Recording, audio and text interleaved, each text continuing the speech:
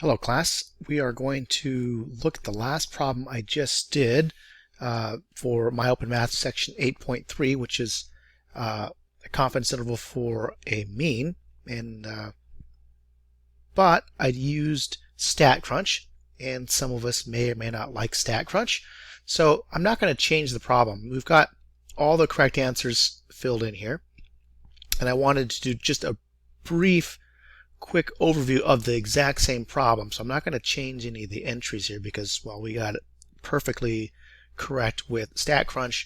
Just going to show us the keystrokes on the TI calculator. So I'll go back up here and start reading this again.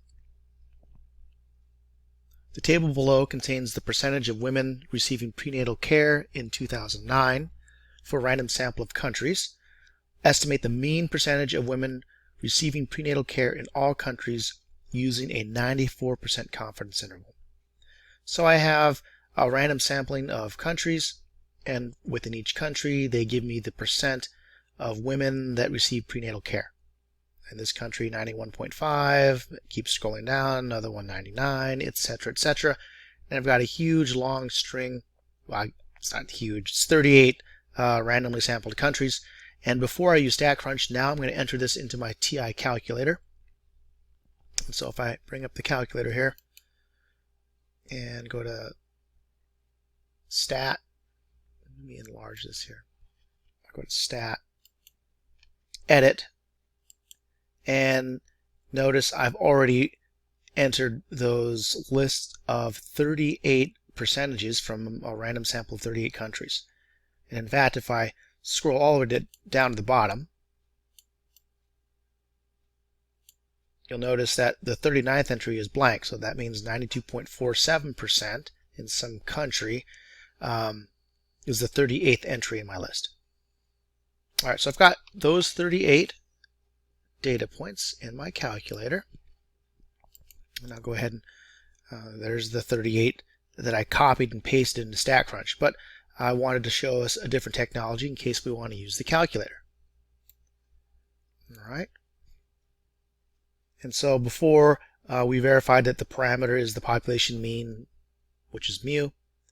The parameter was the mean percentage of women receiving care of all countries in 2009. And maybe I'll make this a little bit larger so we can see this.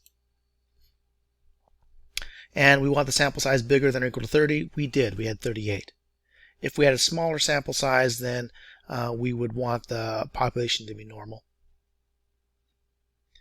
If it wasn't normal, we would have to do a normal probability plot to see that it was roughly linear. And again, there couldn't be any outliers in the data. And speaking of that, we don't want outliers in the data. And here, the population standard deviation is unknown. That would normally always be the case. If we don't know the population mean, why on earth would we know the population standard deviation? So we want n to be bigger than or equal to 30. We want no outliers in the data. And of course here sigma is unknown. So we had a data set of 38, and I've entered that into the TI calculator. Sigma is not known. Now, if we're using the TI calculator, I want to generate the correct box plot. So I'm going to enlarge that for right now. So I've got my data set in list 1. Just to be clear, how did I do that? I went to Stat, Edit, hit Enter, and then I entered those numbers in. I want to plot those in a modified box plot. So second stat plot, I'll select plot 1, make sure it's on, and the modified box plot is the box plot with this little isolated dot out here. And I want list 1. Once I've selected that, I'll hit zoom 9. Zoom 9 means, you know what, graphing calculator, you decide the correct limits. And so I'll do that, and there it is. That's the modified box plot. And notice there's no isolated outliers, so there are no outliers in my data set. Now, because the homework problem wants us to correctly identify the modified box plot, we do need to be careful and let's see if I can make this a little bit larger. Select the right graph. And I'm going to reduce the size of this. scroll over here. Excuse me for kind of a mess there. Okay. So if I hit trace on the graphing calculator, it will tell me the median. The median is 92.47, and if I start at the top, that's 92.47, 92. So we can eliminate their third graph, and it looks like the last graph is okay. So the third graph is out.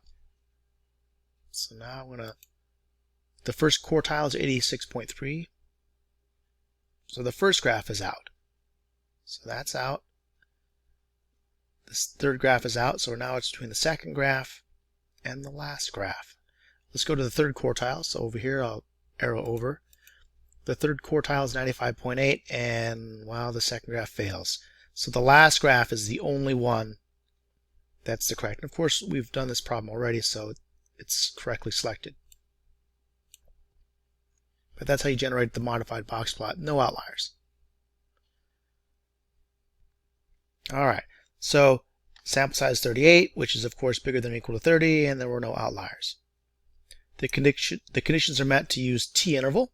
Now before we use StatCrunch, I'm going to use the calculator now. So I've got my list entered. I'm going to go to Stat, Tests, and t-interval is option 8. I have a data set. It was in list 1. So there's list 1. The confidence interval for this problem was 94%. That's not usually a typical confidence interval, but for this problem they wanted 94%. I'll hit calculate. There's the lower limit of my confidence interval. 92.696 is the upper limit for my confidence interval. Now the nice and convenient aspect of this particular confidence interval is that it gives me 3 decimal places, and in the homework problem it asks for 3 decimal places. So it just gives me the third decimal place and the calculator correctly rounds. The sample mean is 90.131% if I round, and there's the sample size. So those numbers, if I compare, there's the sample mean, 90.131 rounded third decimal. The lower value is 87.565%. There it is. The upper value is 92.696%, and there it is there.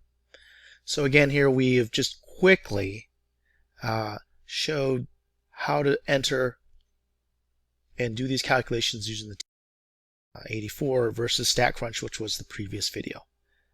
And that completes a quick rundown of this problem using the TI-84.